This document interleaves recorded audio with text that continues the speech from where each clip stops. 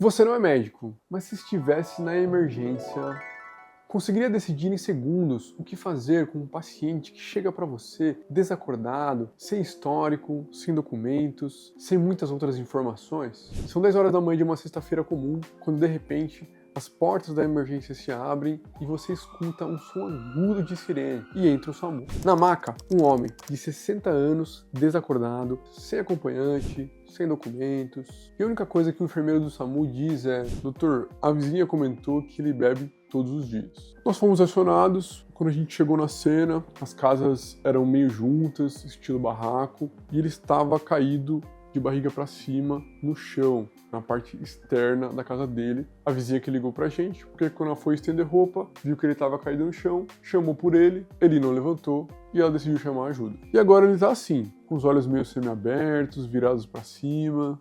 Enquanto isso, a enfermeira da UPA te lança assim: isso aí é cachaça. Deixa o sorinho glicosado correndo pra ele, que daqui a pouco ele acorda. Será? Mas e se não for? E hoje é você quem vai atender esse paciente comigo. E vamos montar juntos o nosso raciocínio clínico. Quais sinais que realmente importam? Quais as perguntas certas que devemos nos fazer que podem salvar vidas? O que você faria se estivesse ali sem muitos exames, sem muitas informações, só com o que está diante dos seus olhos? Esse é um caso real que eu atendi. O que será que esse homem tem? Vamos montar juntos mais um quebra-cabeças. Eu me chamo Kaique Ribeiro, sou médico clínico, costumo atender muitas emergências em alguns serviços de São Paulo, e esse é um caso que me traz a clareza da minha missão como médico, que está totalmente ligada com a minha missão aqui nessa terra. Então, na chegada, o paciente estava desacordado, e a única informação que nós temos é que a vizinha encontrou ele há mais ou menos 1 hora atrás. E quando será que ele foi visto bem pela última vez? Essa é uma pergunta importante para o nosso quebra-cabeças. E o SAMU disse que a vizinha falou que a última vez que ele foi visto bem foi ontem às 10 horas da noite,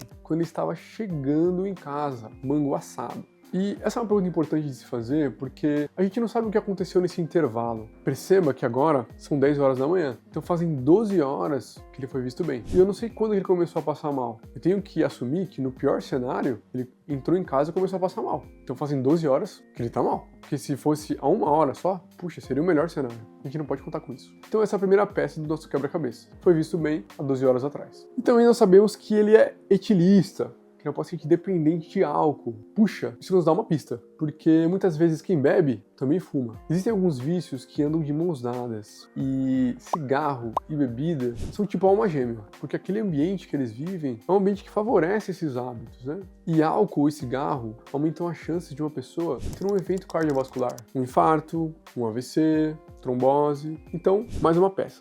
Aí o SAMU vai e te entrega a fichinha do primeiro atendimento, e na ficha eles atenderam o paciente, pegaram acesso, colocaram um sorinho correndo e trouxeram o paciente até a gente. Não fizeram grandes intervenções. Aí o enfermeiro do SAMU vai te entregar a ficha dos sinais vitais dele. Então olha aí, a pressão, saturação, temperatura, frequência cardíaca, frequência respiratória, glicemia capilar, são dados importantes de qualquer paciente. Eles podem nos dar pistas, às vezes até respostas, tá? Então o que me chama a atenção nos sinais dele é essa pressão. A pressão dele está 223 por 120, ou 22 por 12, como queira. Puxa, tá bem alta. Porque a gente sabe que o normal é até 140 por 90, ou 14 por 9. E a frequência cardíaca dele, 105 batimentos por minuto. O normal é de 50 a 100 batimentos. Então esses sinais, eles trazem uma pista pra gente de que esse paciente talvez esteja tentando compensar um quadro que não tá legal. Claramente, nosso paciente não está bem. E agora vamos examinar nosso paciente. Então, a primeira coisa na hora de examinar um paciente que está desacordado é saber se ele tem pulso. Porque se ele não tiver pulso, então se trata de uma parada cardiorrespiratória, até que se prove o contrário. E aí eu vou ter que reanimar ele, e minha abordagem vai ser totalmente diferente. Você não sabe como checar o pulso de uma pessoa? A forma mais fácil para você nunca mais esquecer: 2 dedos, dedo do meio, dedo indicador, junta os dois, e você vai procurar o gogó da pessoa, que essa parte é mais proeminente aqui. No homem é mais fácil de visualizar, no meu, a quilômetros de distância dá pra perceber o gogó, e você vai procurar essa cartilagem aqui, a mais pontudinha, né? Essa cartilagem é a cartilagem tireoide, e aí você vai palpar ela. Encostou o dedo, você vai deslizar para a direita ou para a esquerda. Deslizou um pouquinho, faz uma leve pressão e você vai sentir pulsar. Faz aí você. Achou? Ó, melhor você treinar, treina agora. Porque se alguém desmaiar no almoço daí de domingo, você tem que saber. Você vai sentir pulsar a artéria carótida comum, tem nos dois lados. Se você identificar que a pessoa desmaiou e está sem pulso, o que você vai fazer? Número 1, vai ligar pro SAMU, 192. Eu disse SAMU, eu não disse polícia, eu não disse bombeiro. E número 2, você vai começar a compressão cardíaca. Puxa, a compressão cardíaca é eficaz, é o que muda o desfecho da vida do paciente. Porque pensa comigo, quando você está ali massageando ali, né, o peito da pessoa, você faz o papel do coração, porque o coração não está batendo mais, o paciente está em parada. Quando você está massageando ali o tórax, você faz o papel do coração. Então, quando você estiver ali fazendo a massagem, lembre que o coração daquela pessoa está nas suas mãos. E se você parar de massagear, ele vai parar de bater. Mas, como conduzir uma parada cardiorrespiratória é um assunto para um outro vídeo. Você foi lá, e aí? Você foi lá no paciente, viu o pulso, tem pulso, né?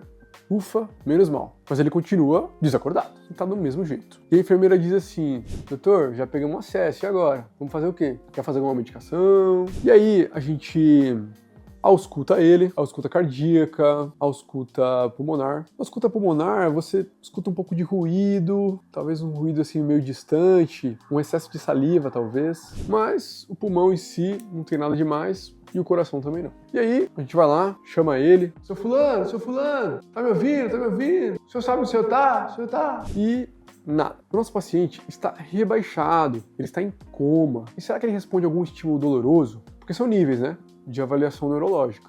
Então, quando a gente faz uma pressão no tórax dele, nesse osso maior que a gente tem aqui no tórax, no externo, bem forte, uma pressão boa, a gente percebe que ele não localiza a dor e ele também não reclama. E são níveis, né? Então, nosso sistema neurológico, ele instintivamente nos protege. Então, mesmo se a gente estiver meio desacordado, meio grog, por algum motivo, quando a gente fizer um estímulo doloroso em algum lugar do corpo, a tendência do nosso sistema neurológico é nos proteger. Então, você automaticamente vai tirar aquele estímulo, mesmo não racionalizando isso. Independente do lugar onde for. Eu fiz no tórax, mas poderia ser na coxa, na perna, na cabeça. E agora, se esse paciente nem reclamar, puxa, então ele tá grave. É o caso do nosso paciente. E tem até uma escalinha que a gente usa, que chama Escala de Coma de Glasgow. Ela leva em consideração esses estímulos dolorosos, tá? E aí o paciente vai pontuando. Quanto menor a pontuação dele, pior ele tá. Nosso paciente se encontra Glasgow 3, ou seja, muito grave. Então, tudo bem, vamos olhar agora as pupilas dele. Quando a gente abre os olhos dele e vê as pupilas, elas estão fotorreagentes. Quando a gente bate um flash de luz, a gente vê que ela se adequa ao tamanho ali. Então ela está fotorreagente. Porém, ela está tremendo verticalmente. Ela está dessa maneira. Isso aqui chama nistagmo. Existem causas de nistagmo vertical, tá? De cima para baixo. E existem causas de nistagmo horizontal. E aí, você tá ali, né? Pensando nas causas e tudo mais. E aí a enfermeira te chama de novo. Ó, doutor, vamos lá, doutor, me ajuda aí. O que a gente vai fazer com esse paciente? Tá cheio lá na frente, tem que ajudar na triagem. Mas você não pode deixar isso te atrapalhar. A pressão do meio, esse barulho no corredor, de criança chorando. E nesse momento, você faria o quê? Você esperaria, chamaria ajuda. Em tese, a ajuda já é você, né?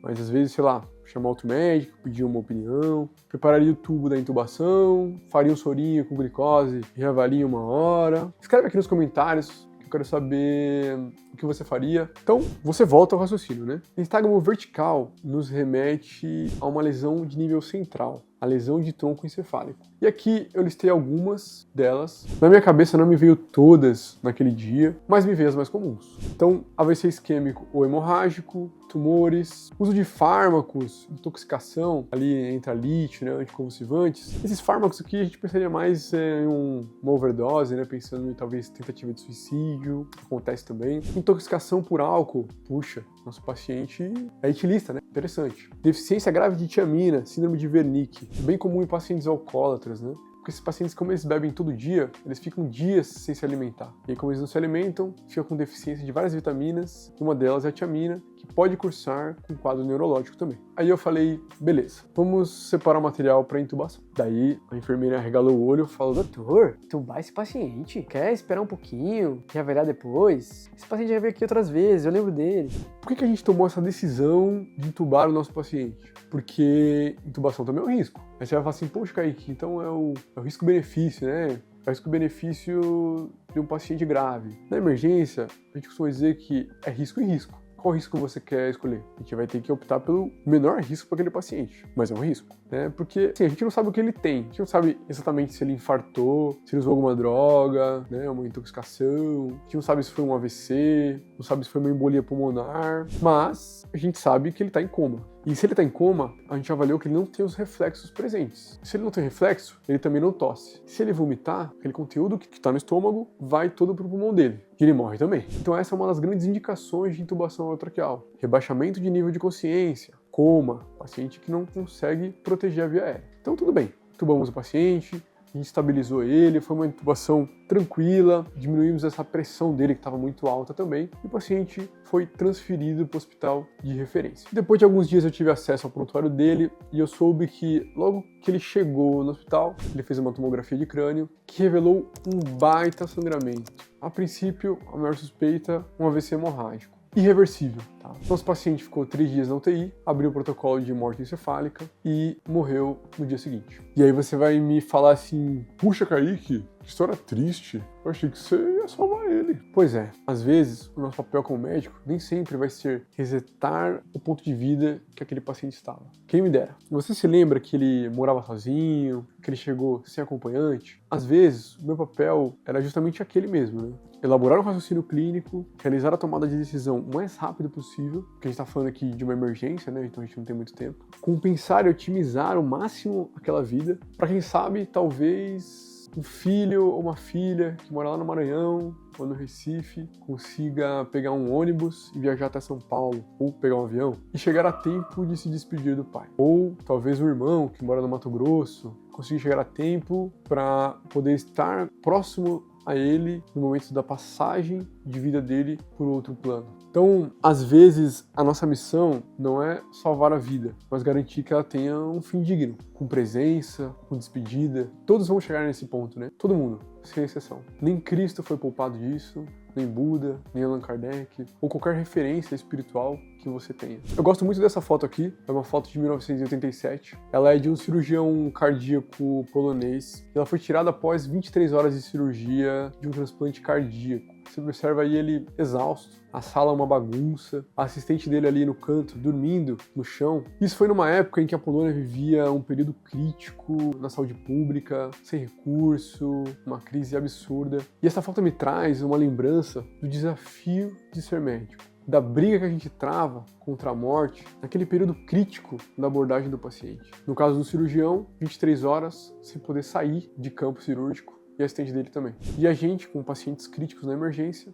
com poucos minutos para poder tomar uma decisão que vai ajudar ele a viver mais ou ele evoluir para óbito. E também ela me lembra como a gente canaliza todo o nosso conhecimento de tantas horas, tantos anos de estudo, da maneira mais humana possível para poder oferecer o melhor atendimento para aquele paciente. Porque talvez, se eu não tivesse entubado ele naqueles minutos seguintes, poderia ter evoluído para óbito, ter descompensado, e aí, quem sabe, os familiares não conseguiriam chegar a tempo, ou talvez ele não fosse um possível doador de órgãos, né? Conseguir salvar um coração, uma córnea, um rim, um fígado para outra pessoa que está na fila de transplante. Olha só o impacto da nossa decisão. E o sangramento, né? Ele pode ter ocorrido por várias causas, né? Pode ser um AVC isquêmico que virou hemorrágico, pode ser um aneurisma que acabou estourando, pode ser porque ele caiu e bateu a cabeça e sangrou. Isso é muito comum em pacientes idosos. E você? O que teria feito no meu lugar? Me conta aqui como é que foi acompanhar esse caso clínico. Eu quero que você me conte também qual a sensação, qual o sentimento que você sentiu. Foi medo? Foi insegurança? Foi ansiedade? Foi esperança? Me conta aqui, eu quero conversar um pouco com você. Me conta o que você achou dessa história também. Eu sou Kaique Ribeiro, médico clínico. Foi um imenso prazer estar aqui com você. Um grande abraço e até a próxima.